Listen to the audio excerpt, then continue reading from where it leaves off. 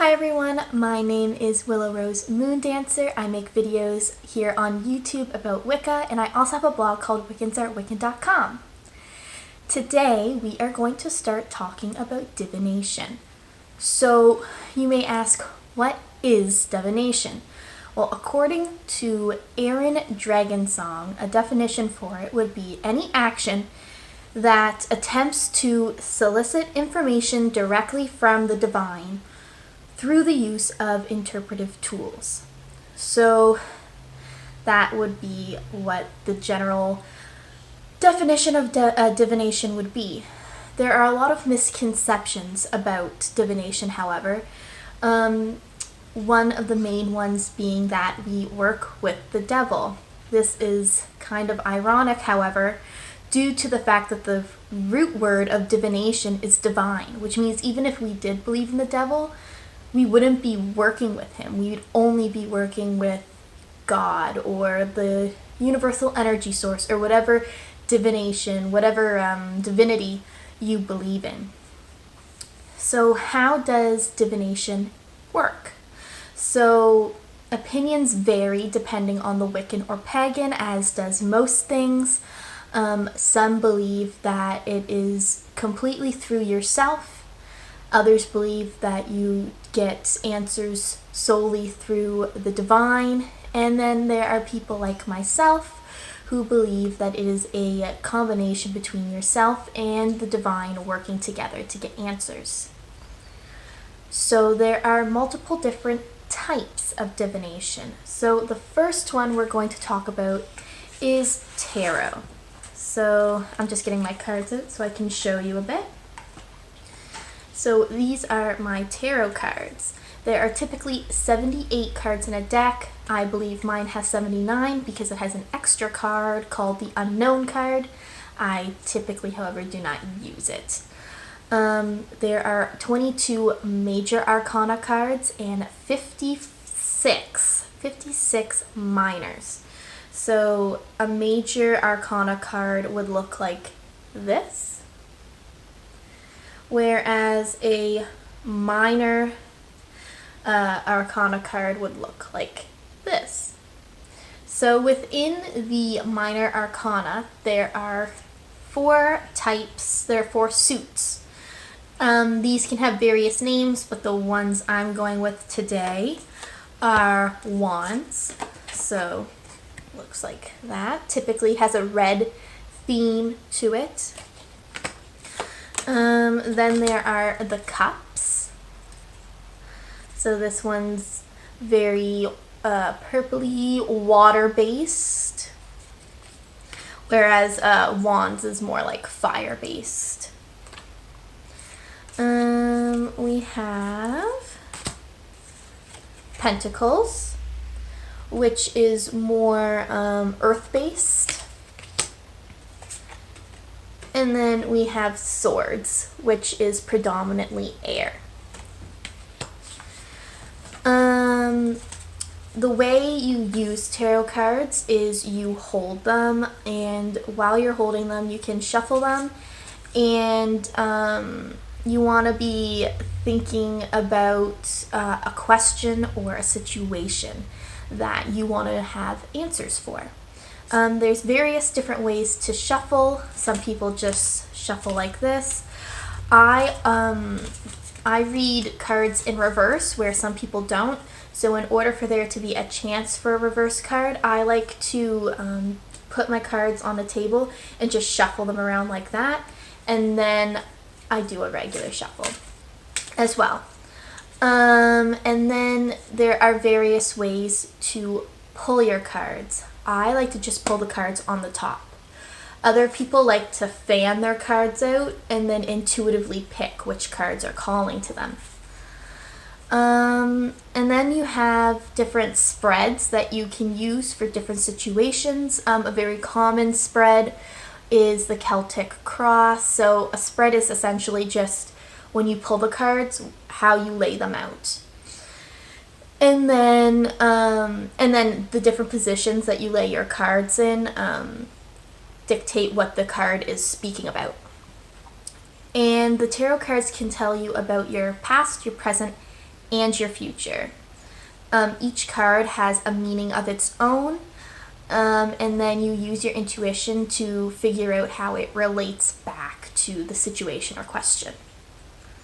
So that was tarot. Now we are going to talk about oracle cards.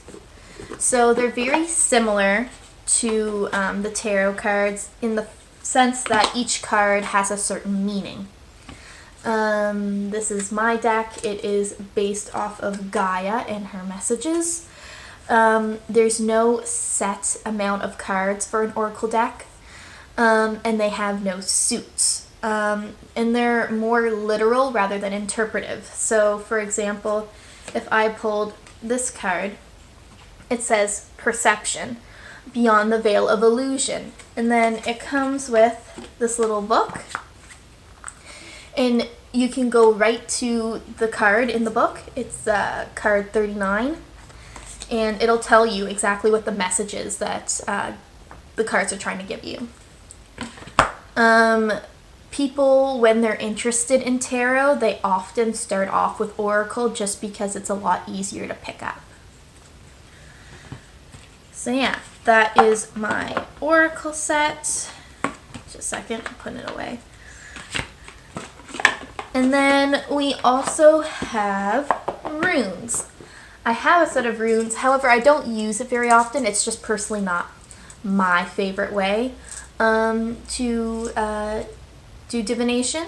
But they can be made out of any material like stone or wood, but they are most commonly made out of crystals. Mine are made out of rose quartz because rose quartz is just my favorite crystal.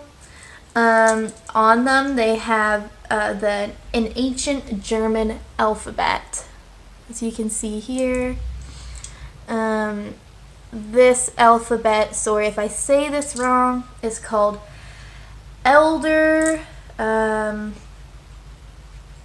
sorry if I say this wrong, this is called Elder Futhark. Sorry if I said that wrong.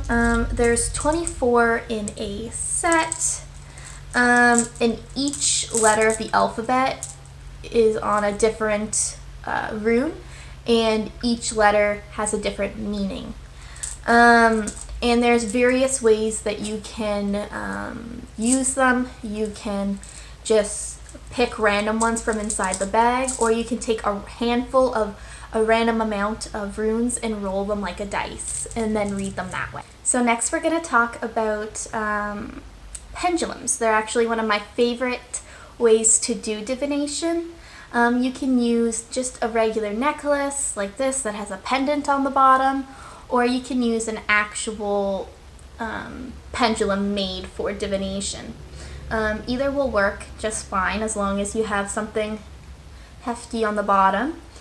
Mine is made out of rose quartz again because your girl loves rose quartz.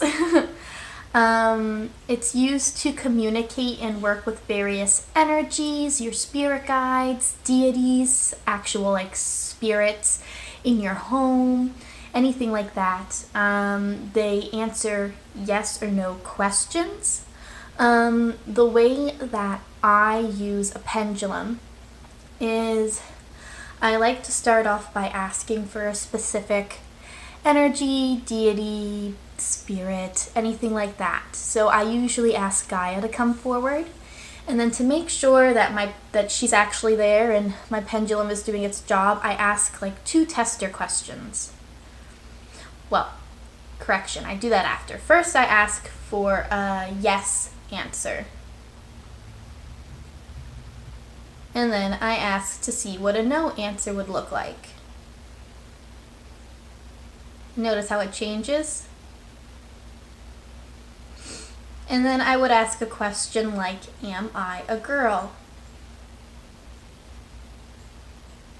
The answer is obviously yes, so it changes to a yes. And then I would say, do I have brown eyes?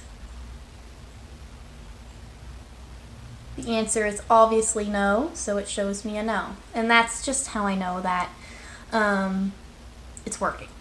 And I'm actually speaking to someone and not just talking to the air. But yeah.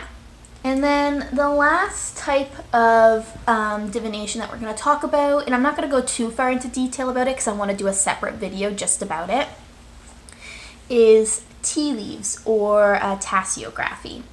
So this is when you have a teacup and a saucer, you brew loose tea in the teacup, and the person who's asking the question drinks the majority of the tea, although it's key that you leave a little bit at the bottom. And then once you're done drinking your tea, you flip the teacup over onto the saucer. Typically, while it's upside down, a Wiccan or witch will have some sort of ritual that they do with various turns of the saucer and all that stuff, which I will show you in next week's video.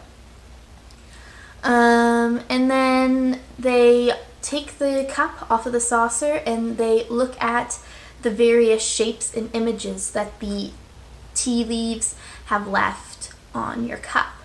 They start at the top typically and move towards the bottom.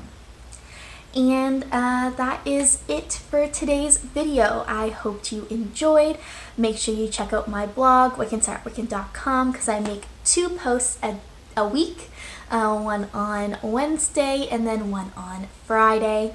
And make sure you follow me here because I make videos every Monday and every Thursday. And until next time, blessed be.